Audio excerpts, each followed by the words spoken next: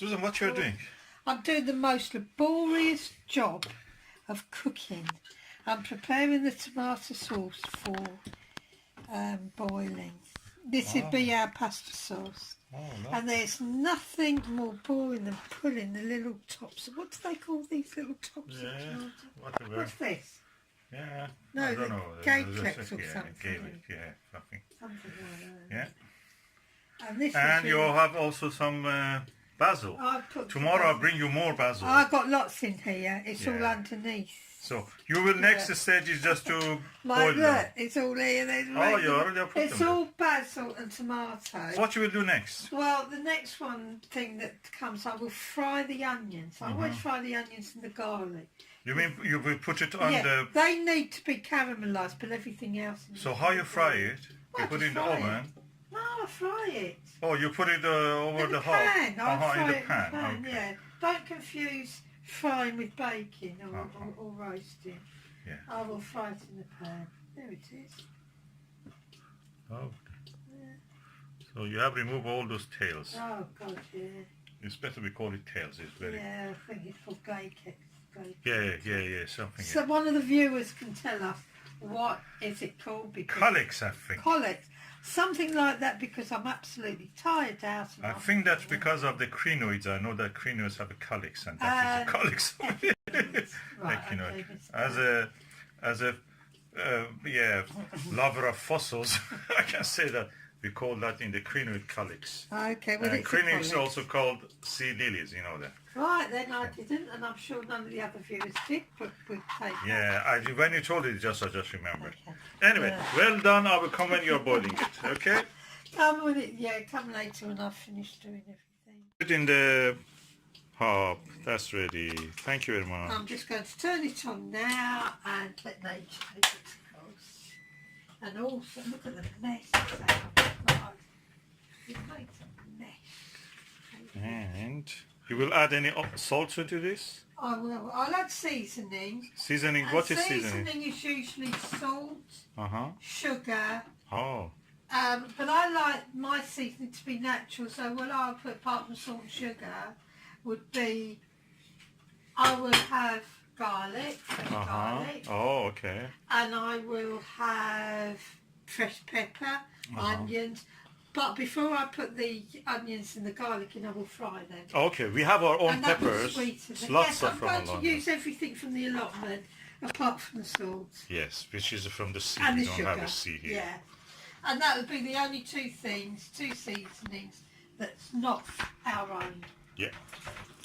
Thank you very much, Susan. We'll come back when it is boiled. Yeah, we will. And when we start charring it. Yeah.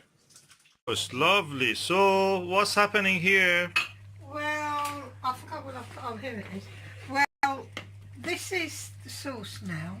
And what I've done, I've just thrown. I could smell it from several tens of meters in the outside. I threw the tomatoes in whole, and I threw the basil leaves in whole, just whole. But what I did, I chopped up the onions. You have not added any peppers, have you? Yes, there's peppers. Oh, the peppers, yeah. I fried those with onions and garlic. Okay, what kind of seasonings you have added? I haven't added any yet. Oh, okay. What you will add is sugar. I will. The only. What kind of sugar? Is it dear mama or white? The only two seasonings I'm going to add is probably a spoonful of demerara sugar. Which is brown sugar. Yeah, as a seasoning, a little bit of seasoning salt, because we've got everything here. Everything is here. The sugars are the plants. We've got peppers. We've got the lots and lots of lovely basil. And we have onions as well, and our own garlic. Oh, everything from allotment. Everything from the allotment, I think, everything. Are you going to liquidize it, or just you will? No, I don't. That's the whole thing. Oh, a little bit of the. Yeah. I don't liquidize it. What I do, I'd use the masher, an ordinary potato mash, pound it down, and I just reduce it. Oh, you just let it boil and. I just reduce it to wait till it turns into a paste. Then I bottle it. And then all the way I taste a little, because my grandmother and my great auntie Margaret, they were both cooks in big houses for the gentry, and they taught me to cook. And they always said you can always put something in, you never get it out. So when they were making this sort of stuff, you put a little bit in, then you'd reduce it, then you taste it. Then you put another little bit in, then you bring it down more, water, reduce that.